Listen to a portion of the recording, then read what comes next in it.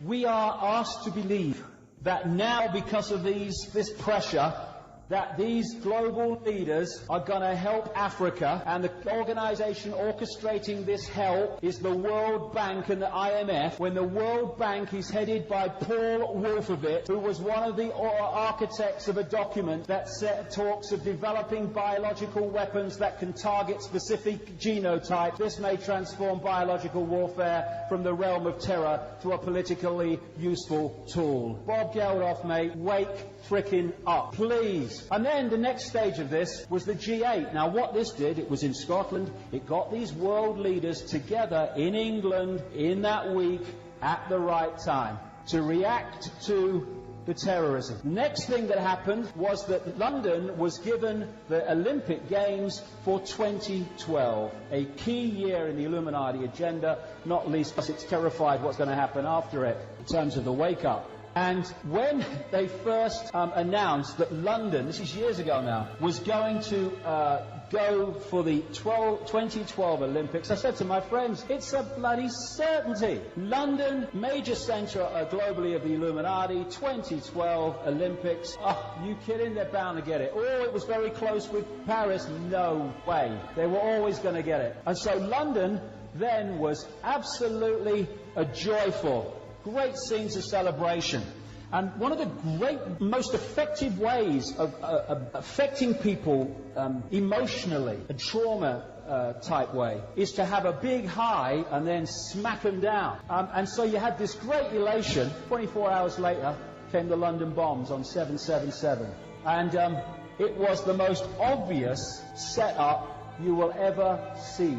Someone sent this to my website. It's interesting how the bombs kind of went off in a pyramid. I mean, it would sound fantastic, really, but these guys really do go for this sort of stuff. And interestingly, again, the symbolism, the bus, the number 30, which was diverted from its route as a result of the underground bombs, and it went off route. On the side of it was an advertisement for a movie, and what the advertisement said was, "Outright terror, bold and brilliant." And some people have contacted me who work for London Transport, and they are desperately sceptical about the official story. But because of the way the week was orchestrated, there were the world leaders and Blair and Bush all ready to react in the desired fashion to bring about the solution to the problem. My goodness. And then we had the same scenes. We had scenes of people trying to find missing people, just like after 9/11. And then we had the celebration, the end of the week, or the commemoration of the Second World War, in which the whole London bombings thing was brought in, true Brit. It's like the Blitz spirit. In other words, when we are under threat, get behind the authorities. The authorities protect us. We must come together. Don't let's call Blair the bloody liar he is, and we knew he was before. Now let's rule. And this is the BBC security correspondent who actually said something very true. What they did, talking of Heidecker's passports, these four bombers, who apparently were the suicide bombers or the people involved with the bombs, their documents were all on them so the police could find out who they were in absolutely no time. And as this BBC security correspondent said, I do think it very strange that they were able to find these documents belonging to these bombers. Maybe they thought they were going to paradise, so it didn't really matter, but it allowed the police to trace where they came from very quickly. It's a strange thing to do. Well, not if you didn't know you were going to do it. Not if you were part of an exercise, maybe, and you thought you were part of an exercise, and then before it was too late, you realised what it was really part of. Bang! This is from an Australian newspaper. I love it. And make sure you've got your identity cards to be found after the bombs go off. Although they're now denying it.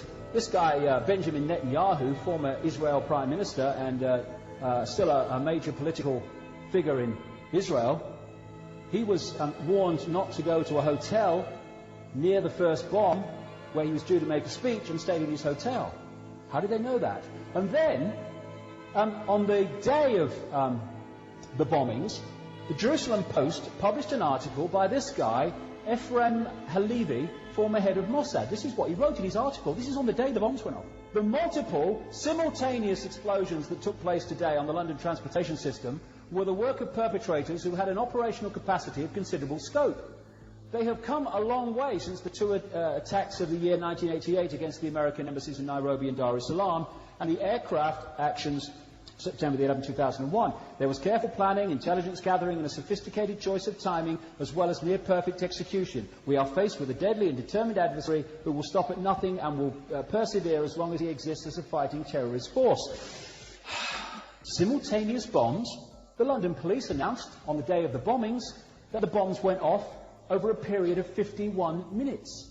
It was 2 days later before they called a news conference and said, we've now established the bombs were simultaneous.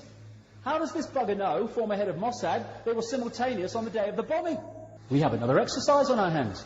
BBC interviewed, on the day of the bombings, a guy who runs a consultancy company, a guy called Peter Power, and he said that he was staggered because he ran this crisis management company that was doing an exercise that morning to do an exercise on a terrorist event, a fake mock-up, at exactly the same places that the bombs went off in reality that day. He said the only difference between what happened and what their exercise scenario was doing was that in their scenario, the bombs were simultaneous and not, as the police are saying, over a period of 50 minutes. 2 days later, like I say, the police announced, no, they were simultaneous. So in every single facet and detail, what happened in reality was what that exercise was doing. What if those guys were part of the exercise and then didn't realise until it was too late that they were carrying the real thing? This is why I have to bloody laugh. I have to laugh. It's just so pathetic. Websites like mine and others, and Alex Jones and many others, have been asking simple questions. If they were suicide bombers, why did they buy return rail tickets from Luton to London? Why, when they parked their car in the station car park at Luton, did they put enough time on to come to London and then get back without getting fined? Why did they do that? They were suicide bombers. Now, of course, holes starting to appear. People are going, what they've now done is the authorities have said, well, we're not sure now if they were suicide bombers.